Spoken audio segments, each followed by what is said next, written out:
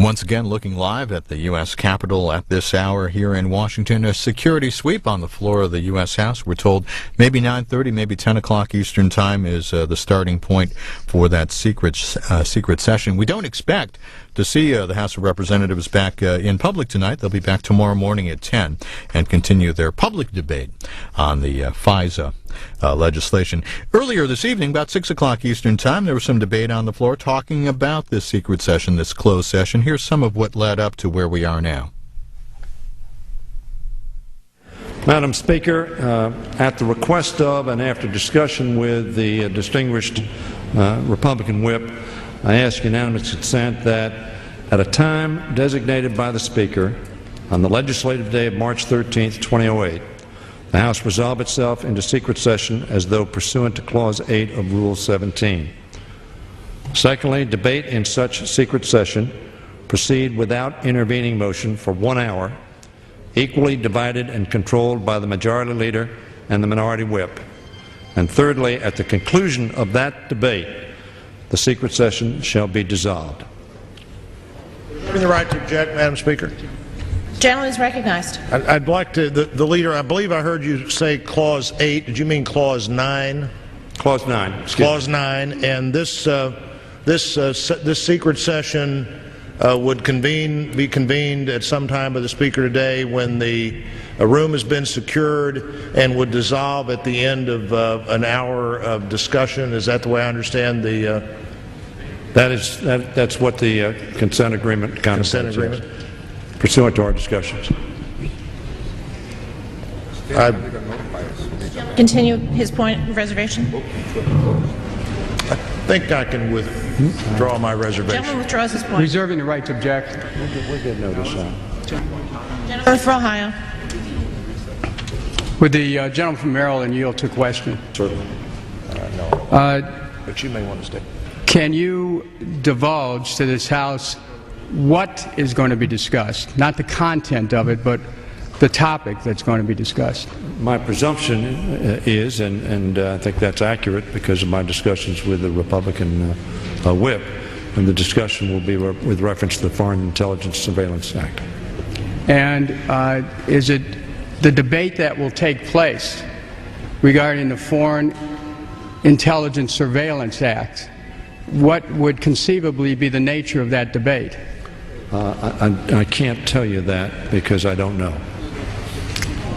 But there's going to be debate. Is it going to be debate over legislation? I presume, I tell the gentleman from Ohio, that it certainly will relate to the legislation that we'll be then considering probably at this point in time tomorrow.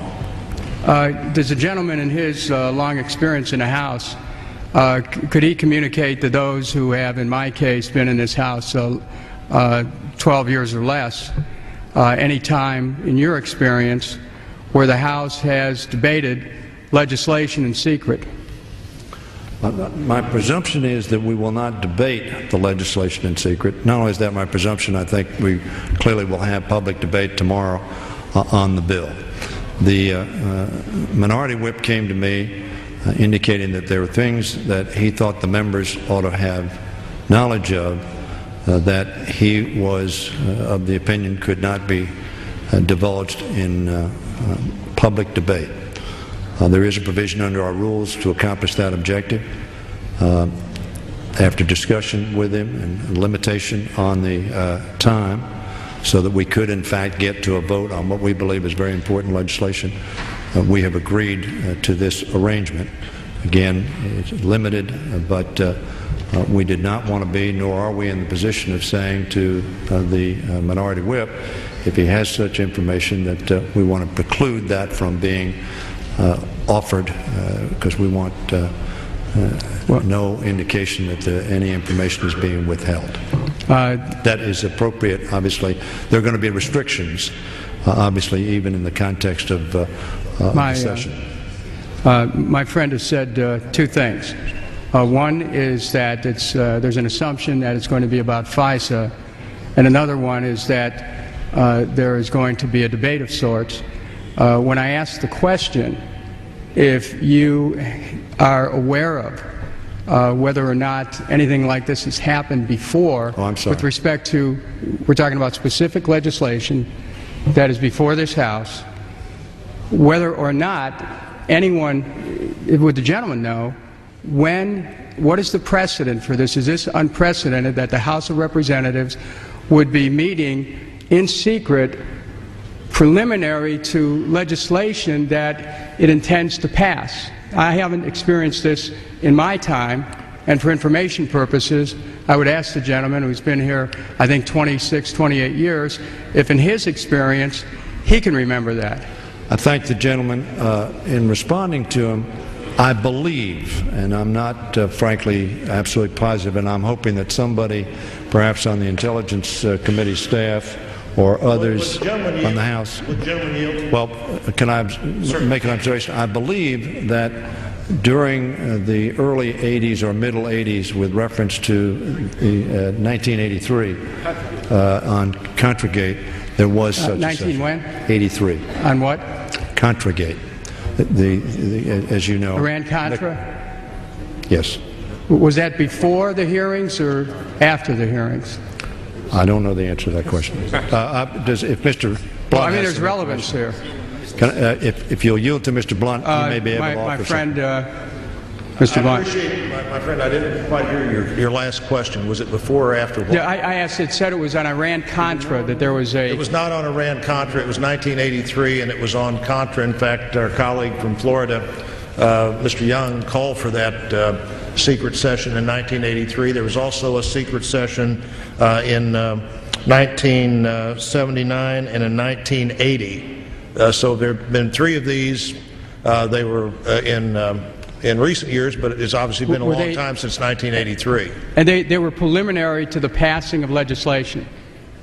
I don't know the answer to that. Well, I just want to point out something here as this House proceeds on this track.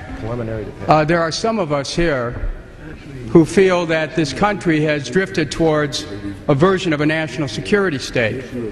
When the House begins to meet in secret on matters that relate to security prior to legislative acts, it raises questions about the Constitution of the United States. I know I'm familiar with my friend's awareness that the Constitution gives the Congress the ability to make its own rules. I also understand from the First Amendment that Congress wouldn't restrict any establishment of free speech. This is the citadel of free speech. This is the only place in America that someone can stand and say anything they want at any time and be free from any kind of illegal attack.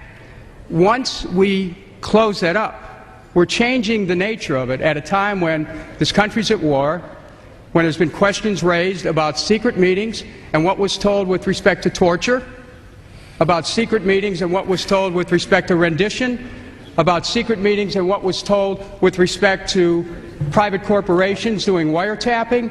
I just want the members of this House to incorporate that in their reflections when we proceed to approve an agreement for a secret meeting.